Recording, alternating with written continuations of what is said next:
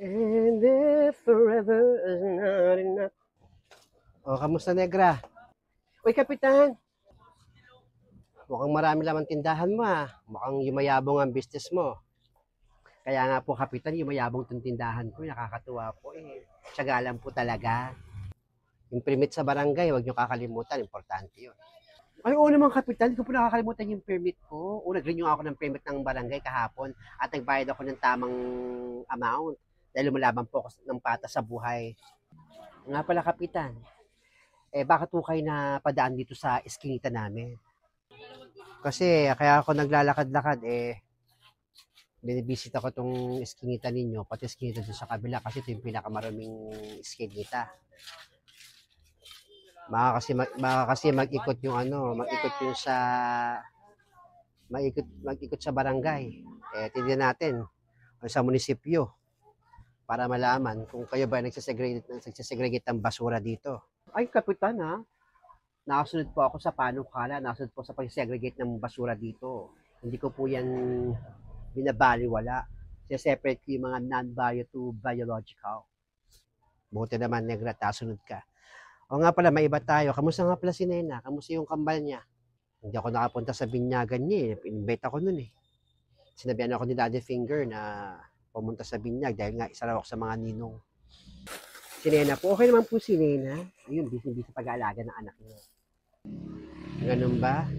O sabi kay Nena ha, mayroon ako ibibigay sa mga anak niya dahil sa barangay. Hayaan niyo po, Kapitan, sabihin ko po na pumunta sa barangay at sabihin ko po na may iro kayo ibibigay sa kanya. Sige, alis na muna ako. Mag-iikot-ikot pa ako. Sige po, Kapitan. Ingat po. Ginagara. Buwis na, Kapitan. Pinakamaraming iskinita raw dito. Baka doon sa kabilang iskinita.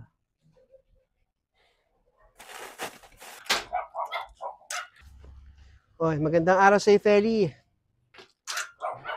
Magandang araw din sa'yo, Kapitan. Himala, nadayo ka dito sa lugar natin.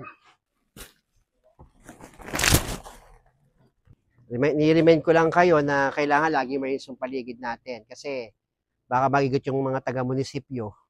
Tignan yung mga kanal natin kung nasunod ba kayo sa pagsisegregate ng basura.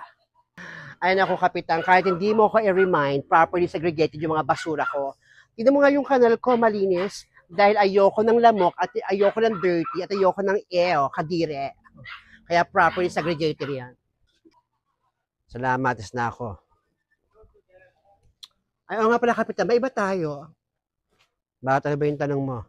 Di ba usong-uso yung mga confidential fund ngayon? Usong-uso yung corruption? Tawin ko nga kayo, Kapitan. Yung mga Kapitan ba, merong confidential fund? Wala na naman magawa si Fed. Wala ka nang paki doon. Confidential nga eh, di ba? Suplado naman ni Kapitan. Okay, Kapitan. Ang question ko, answerable by yes or no lang. Suplado. Che! Malamang piko na naman yung si Kapitan. Ay, naku, pwede ka talaga. Kung talagang babae ka.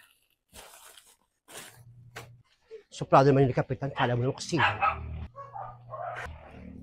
Kaya na sa kagaling. Ferry.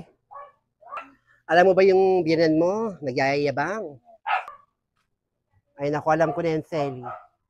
So, kwento sa'yo. Sino pa si Negra? Si Negra. Alam mo, yung biyanan mo, itim talaga ang gilagi, nagyayabang, na meron daw siyang yamang makukuha. Pero Nena, alam ko ang totoo. Hoy, Feli! Ikwento mo rin sa akin yan, di lang kay Nena. Gusto ko malaman yung totoo. Sabi ko na, nakikinig ka, Negra, no? Kasmosa ka talaga, Negra. Alam niyo kung paano ko nalaman. Paano? O nga, Feli. Paano, sabihin mo na? Sinabi sa akin ng pinsang kong si Sonia, yan daw yung biyanan mo, nangihingi ng 10 milyon dun sa biyanan ni Peter. Na ano raw?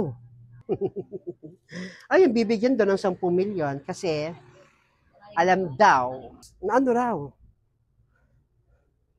Sabi mo na, Feli, ng nanay ni Peter, ni Aling Adelpha, na yung batang hawak ni Feli, sabihin mo na, ni Blandina. Yung anak ni Blandina ay ano? Sabihin mo na. Hoy, Feli! Pabitin din to, oh.